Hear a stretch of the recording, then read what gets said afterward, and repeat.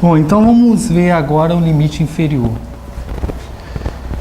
No limite superior, então, a gente pega como limite superior válido todas as funções que sejam ou iguais ou maiores que a função característica quando o tamanho do problema tende para infinito. Agora, a função limite inferior, olha, eu tenho aqui a função g, que é a função real. Função g é uma função difícil de ser analisada, então vou fazer um chute, mas vou fazer um chute por baixo. A função f é a função limite inferior. Todas as funções que forem ou iguais à função característica ou menores que a função característica são válidas como limite inferior dessa função. Quanto mais próximo essa função estiver da função real, melhor. Melhor é a qualidade do algoritmo. Então, olha, eu falo que g é a função real. G é ômega de f, ou seja, que f é um limite inferior válido para a função g, todas as vezes que a função f for menor ou igual, estou lendo da direita para a esquerda, for menor ou igual à função g. Então, qualquer função que for menor ou igual à função g é válido como limite inferior, beleza? Isso quando n, tamanho do meu problema, tende a um valor grande. Um valor pequeno, ora a função f ou ora a função g está por baixo. Mas se a gente pegar um valor de n, tamanho do meu problema grande, muito grande, a função f aqui, ela está sempre por baixo da função g. Então, ela é um limite inferior válido para a função g. Então, vamos ver uns exemplos aqui. Olha, eu tenho a função f, que é n ao quadrado menos 1, e eu quero saber se f é ômega de n ao quadrado, f é ômega de n, f é ômega de 1. Quero saber essas três coisas.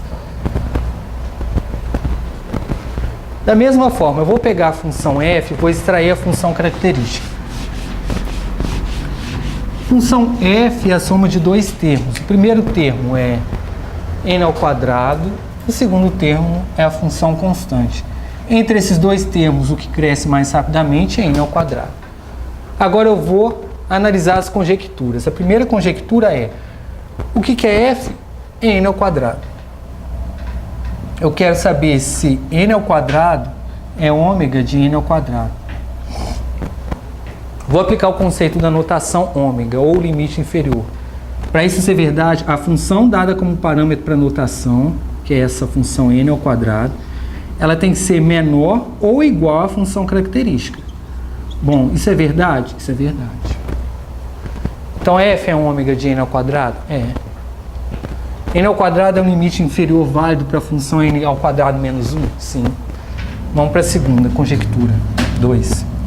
Função característica n ao quadrado. Eu quero saber se n ao quadrado é ômega de n. Vou aplicar o conceito da notação. Função dada como parâmetro para notação n tem que ser menor ou igual à função característica n ao quadrado. Isso é verdade? Isso é verdade. Ou seja, a função n ela está por baixo da função n ao quadrado, ela cresce menos rapidamente que a função n ao quadrado? Sim. Então, n é um limite inferior válido para a função n ao quadrado menos 1? É. 3. Eu quero saber se n ao quadrado é ômega de 1. Vou aplicar o conceito da notação. Função constante tem que ser menor ou igual à função característica n ao quadrado, que também é verdade. Bom, todas essas conjecturas aqui são verdadeiras. Mas se eu falar que a função f é ômega de 1, isso é verdade, mas a qualidade dessa análise é ruim. Porque qualquer função é ômega de 1, né? A função constante ela sempre vai ser um limite inferior para qualquer outra função. Então, ela é um bom parâmetro para eu analisar uma função? Não. Mas essa conjectura é verdadeira? É verdadeira. Beleza? Não entendi isso, não. Bom, eu falei que f é ômega de n ao quadrado, né? F é ômega de n. F também é ômega de 1. Todas essas conjecturas aqui são verdadeiras. Ou seja, todas essas funções são limite inferior. Para que eu utilizo a notação? Eu utilizo a notação para comparar os algoritmos. Esse algoritmo, na verdade, ele tem função característica n ao quadrado. Quanto mais próximo a minha análise estiver da função característica, melhor, mais exato eu estou. Agora, se eu pego essa conjectura aqui, que é verdadeira, e falo que essa é uma análise boa, isso não é bom. Por quê? Porque ela está muito distante da análise real. Se você for comparar a tabela, olha, essa tabela aqui, a função n ao quadrado está aqui, ó. Todas essas funções aqui são limites inferiores válidos para a função n ao quadrado. Por quê? Porque elas crescem menos rapidamente que n ao quadrado. Mas quanto mais à esquerda estiver essa função, pior é a qualidade do meu algoritmo. Do algoritmo não, da minha análise. Tá? O melhor é que eu fale assim, olha, ela é ômega de n ao quadrado. Por quê? Porque minha análise está exata com a qualidade do problema, com a função do problema. À medida que eu vou me distanciando do valor exato, continua sendo um limite inferior válido, é válido, mas a qualidade da análise vai diminuindo, tá? Entendeu? Para um algoritmo menor. Então, é o seguinte. Então, olha, o que é a notação? A notação fala o seguinte: eu não vou analisar o problema, eu não sei qual é a função característica do problema. Eu estou fazendo apenas um chute, comparando a análise. Aí eu falo o seguinte, olha, eu não sei que o algoritmo n ao quadrado. Eu falo para assim, olha,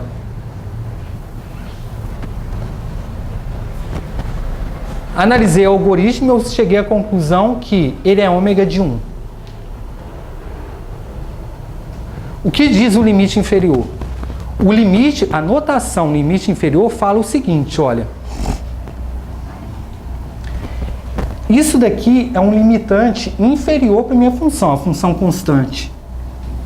Mas a função real, ela pode ser maior do que isso.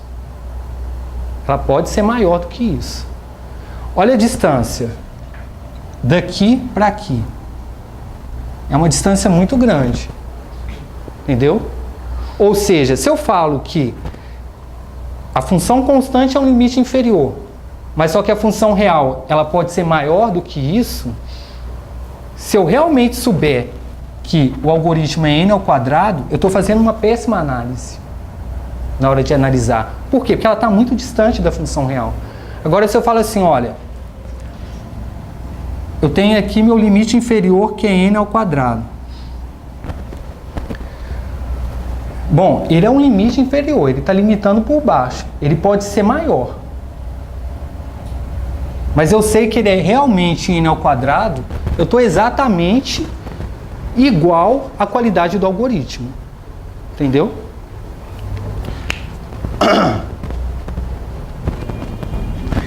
Isso pode influenciar você na hora de escolher o algoritmo. Você analisou, a sua análise é ruim. Aí você fala assim, olha, eu tenho um algoritmo ômega de 1, eu tenho um algoritmo ômega de n e tenho um algoritmo ômega de n ao quadrado.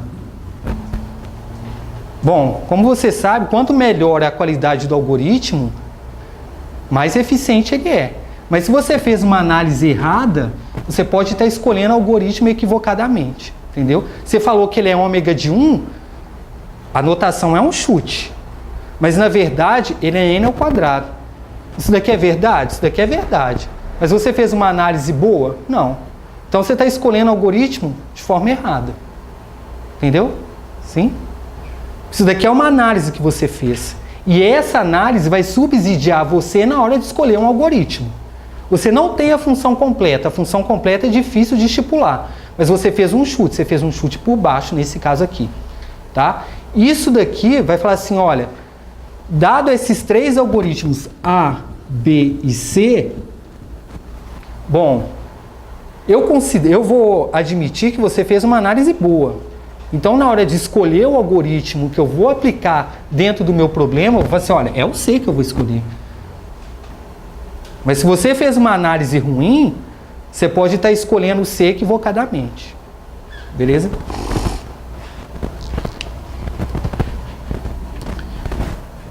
Bom,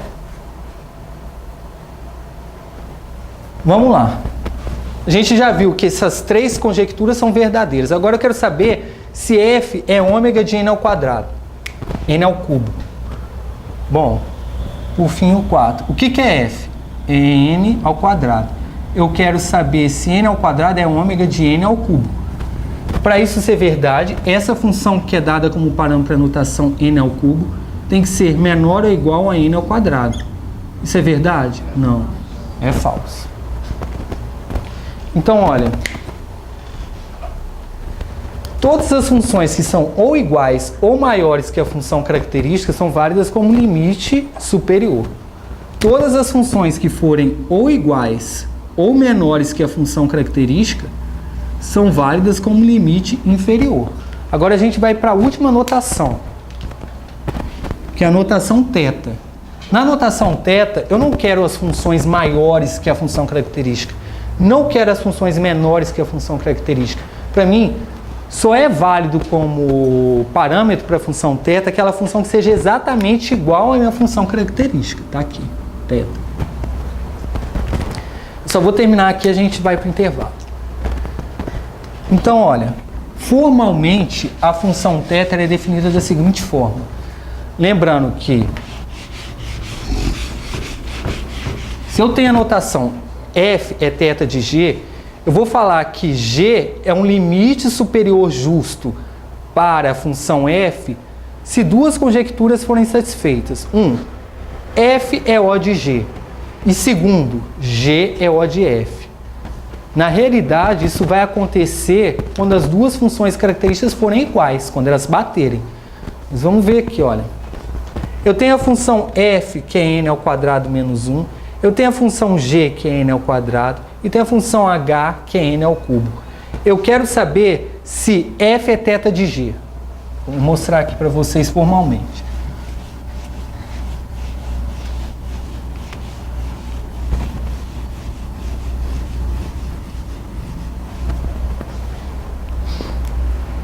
Primeira coisa que eu vou fazer é pegar cada uma dessas funções aqui e extrair a função característica. A função f de n é a soma de dois termos, que é n ao quadrado e a função 1, que n ao quadrado passa a ser a função característica, porque n ao quadrado cresce mais rapidamente que a função constante. A função g já está na forma mais simples, que é n ao quadrado, e a função h também está na forma mais simples, que é n ao cubo. Eu quero saber se f é θ de g.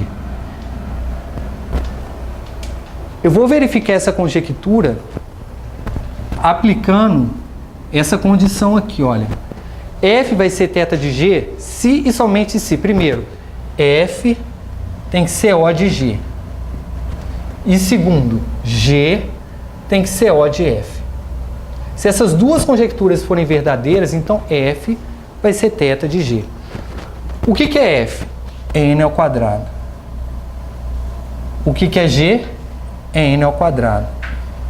Então vamos aplicar o conceito da notação O. O conceito da notação O fala que aquela função que é dada como parâmetro para a notação, que é n ao quadrado, tem que ser maior ou igual à função característica n ao quadrado. Isso é verdade? Isso é verdade. A ida é verdade. Vamos ver a volta. O que é g? É n ao quadrado.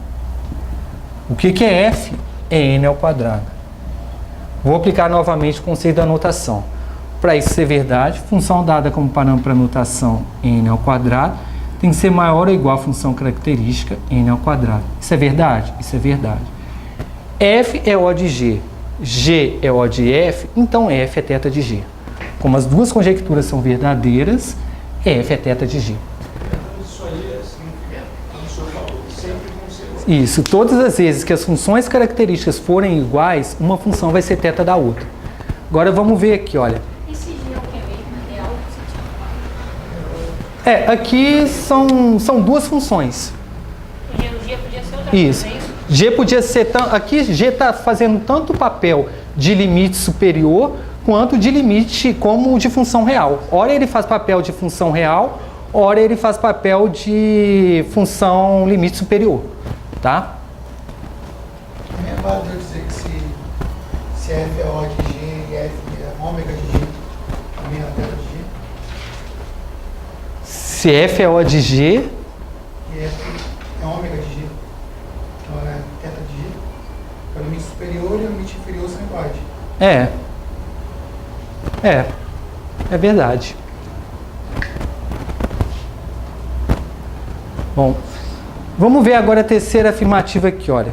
F é θ de H? Vamos ver aqui. Para F ser θ de H, primeiro, F tem que ser O de H. Segundo, H tem que ser O de F. O que é F? É N ao quadrado. O que é H? É N ao cubo. Vou aplicar o conceito da notação. Para isso ser verdade, função dada como parâmetro para notação N ao cubo tem que ser maior ou igual a N ao quadrado. Isso é verdade? Isso é verdade. Vamos ver a volta. O que é H? N ao cubo. O que é F? É N ao quadrado. Aplicando o conceito da notação, para isso ser verdade, função dada como parâmetro para notação N ao quadrado tem que ser maior ou igual a N ao cubo. Isso é verdade? Não. Como a ida é verdade e a volta não é verdade, então F não é θ de H. Tá? Na verdade, uma função vai ser θ da outra quando a função característica das duas forem iguais. Beleza? Então a gente vai para o intervalo e depois do intervalo a gente vai para a última parte, que é a análise da função característica por meio de código. E depois a gente vai fazer os exercícios. Tá? Características que você colocou no protocolo quando elas forem iguais ali. Né? Isso. Nós vimos também a função limite inferior, em que qualquer função que fosse ou igual à função característica ou menor que a função característica também era válido como limite inferior. E por fim a gente viu a função θ. Na função θ a gente não está interessado nem nas funções maiores nem nas funções menores. A gente só está interessado nas funções que são iguais à função característica. Então olha, se eu tenho uma função, por exemplo, vamos supor que eu tenho um algoritmo, eu analisei o algoritmo e falei que ele tem função característica igual a log de n.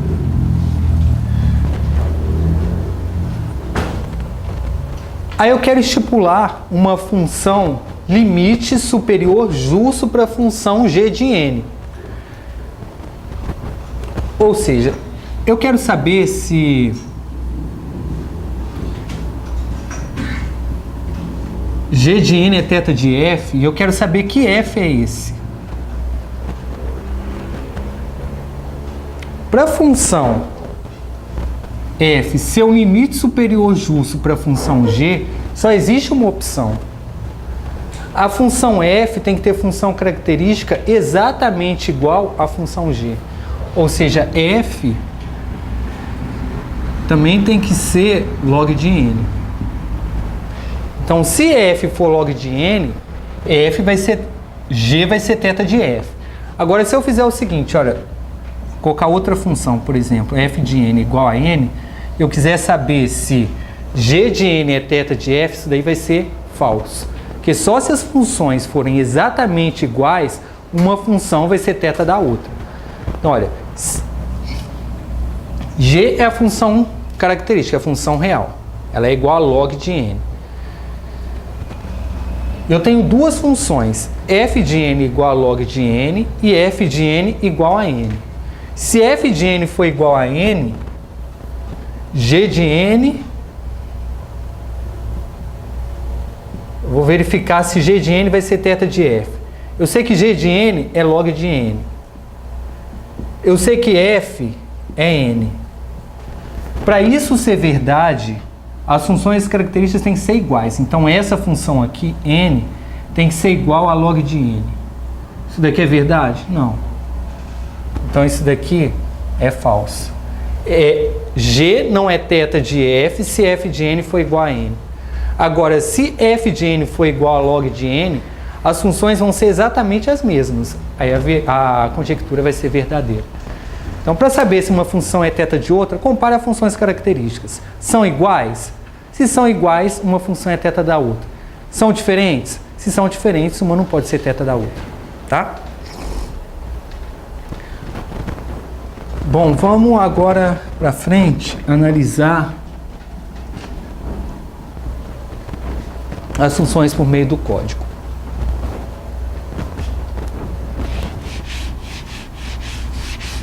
Quando eu for analisar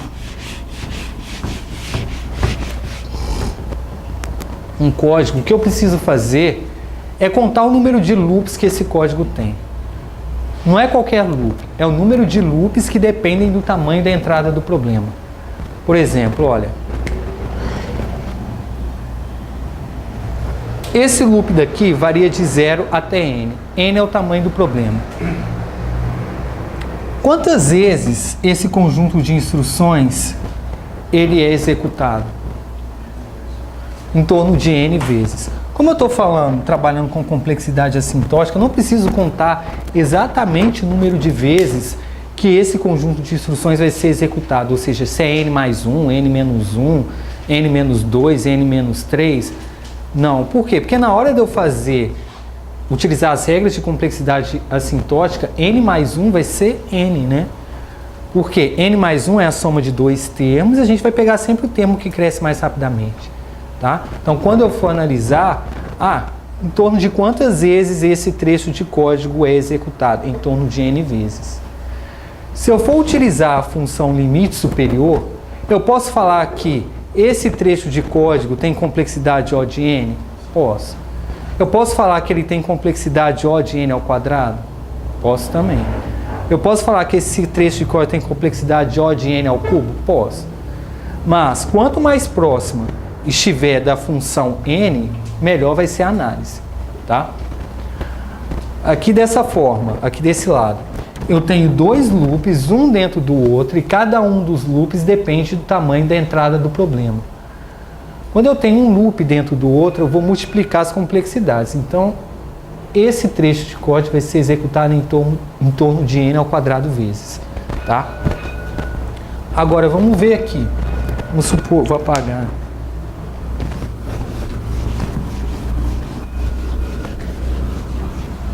Outro exemplo.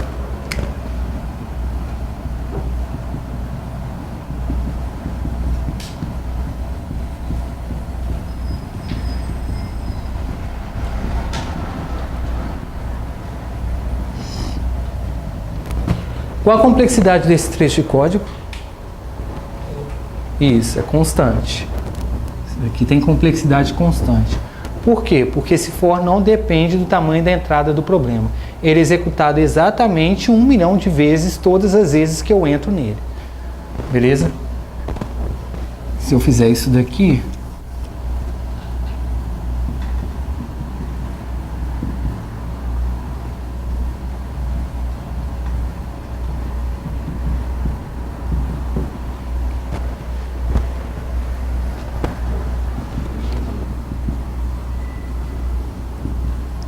Qual a complexidade desse trecho de código? É n. Isso, n é a função característica. Olha, eu tenho esse loop externo que é executado em torno de n vezes. Eu tenho esse loop interno que ele tem complexidade constante. N vezes 1, isso daqui é n, tá? Então, na hora da gente fazer a análise, a gente tem que verificar se o loop depende do tamanho da entrada do problema. Não é qualquer loop que conta como complexidade n, não. Só aqueles loops que dependem do tamanho do problema. Beleza? Vamos fazer exercício agora. Seja n o tamanho da entrada de um algoritmo para um problema P. Cada alternativa que corresponde a um algoritmo distinto apresenta o número de operações necessárias para resolver P. Considerando-se a análise assintótica, Big O Notation, qual algoritmo possui menor complexidade? Bom, eu tenho 5 alternativas. Cada uma das alternativas são, na verdade, uma função complexa. Eu vou extrair a função característica de cada uma das alternativas e depois eu vou verificar qual das funções tem menor crescimento com o aumento do valor de n. Então, vamos aqui, letra A. Ó. Letra A é 2 mais 10 log n. Soma de dois termos. Primeiro termo é 2, segundo termo 10 log n. Vamos extrair a função, eliminar constantes multiplicativas. 2 é a função constante, 10 log n é log n. E entre a função constante e log n, a função que cresce mais rapidamente é log de n. Então, a função característica da letra A, log de n. Letra B. 3n ao quadrado e n. Soma de dois termos. 3n ao quadrado e n. Isso.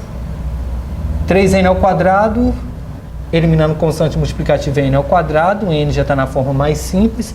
Entre n ao quadrado e n ao quadrado. São características da segunda. A letra C, soma de dois termos, 1000, é a função constante. E 2n ao cubo, eliminando constantes multiplicativas, fica n ao cubo. E a função que cresce mais rapidamente entre essas duas é n ao cubo. São características da letra C, n ao cubo. Letra D, soma de dois termos. Primeiro termo, 5n, que eliminando constantes multiplicativas fica n. Depois, 128, que é a função constante. Entre n e a função constante, eu tenho como função característica n. E aqui, 4 elevado a n já é a função exponencial. Bom, qual desses algoritmos tem menor complexidade? É a letra A. Eu vou olhar aquela tabela. Letra A. Vou ordenar essas funções. De menor complexidade é log de n. Depois vem qual? N. Depois n ao quadrado. Depois n ao cubo. E por fim a exponencial.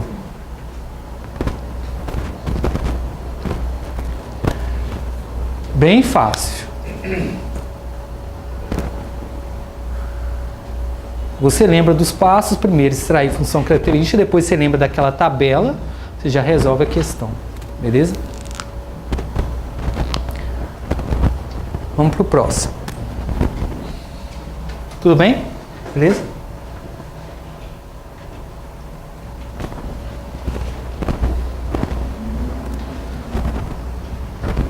Vou apagar aqui.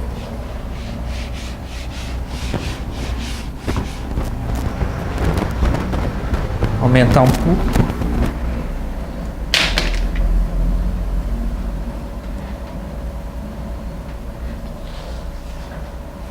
Qual era a função característica da questão anterior? 4 elevado a n. 4 elevado a n. Isso. Já está na forma mais simples.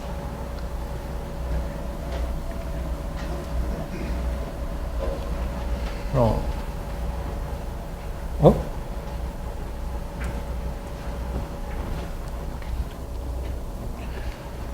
Vou apagar aqui.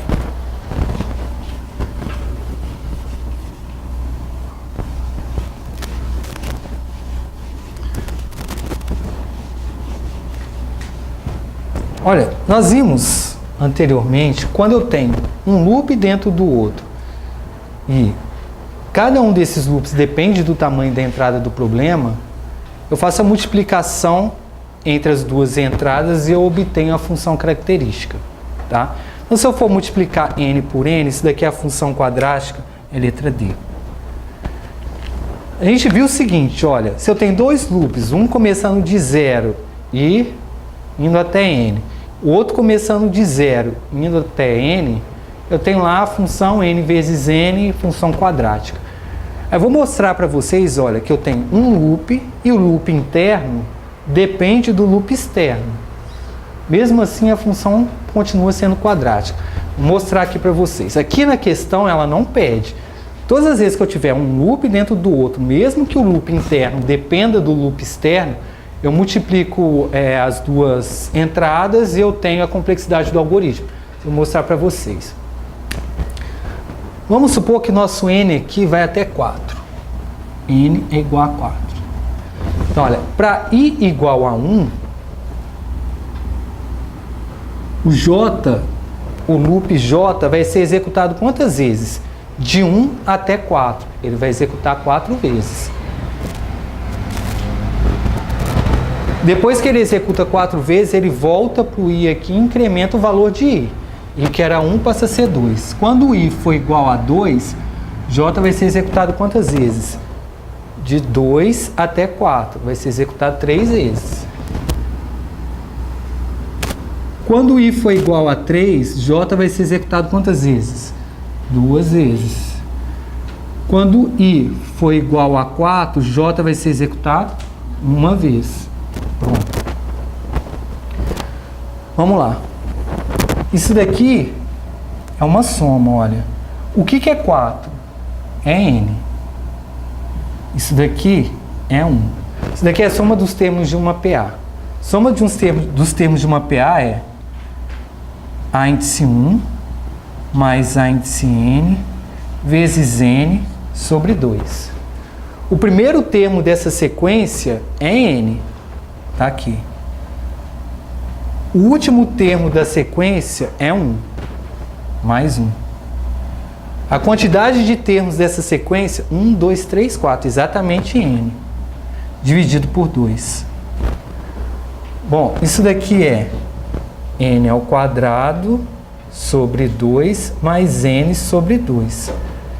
Na verdade, é soma de 2 termos, né? O primeiro termo aqui é meio de n ao quadrado, que eliminando constantes multiplicativas fica n ao quadrado. O segundo termo é meio de n, que eliminando constantes multiplicativas fica n. Entre n ao quadrado e n, cresce mais rapidamente, é n ao quadrado, tá aqui. Beleza? Pode ter questão que peça exatamente o número de vezes que esse b é executado, tá aqui, ó. Beleza? Então, mesmo que eu tenha um loop dentro do outro com loop interno, dependendo do loop externo, a função característica continua quadrática, basta você multiplicar. Tá?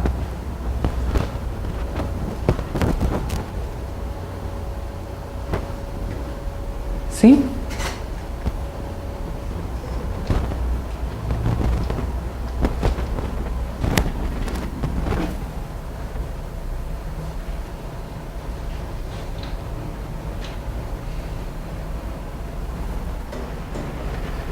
Isso é o mais difícil que vocês vão ver.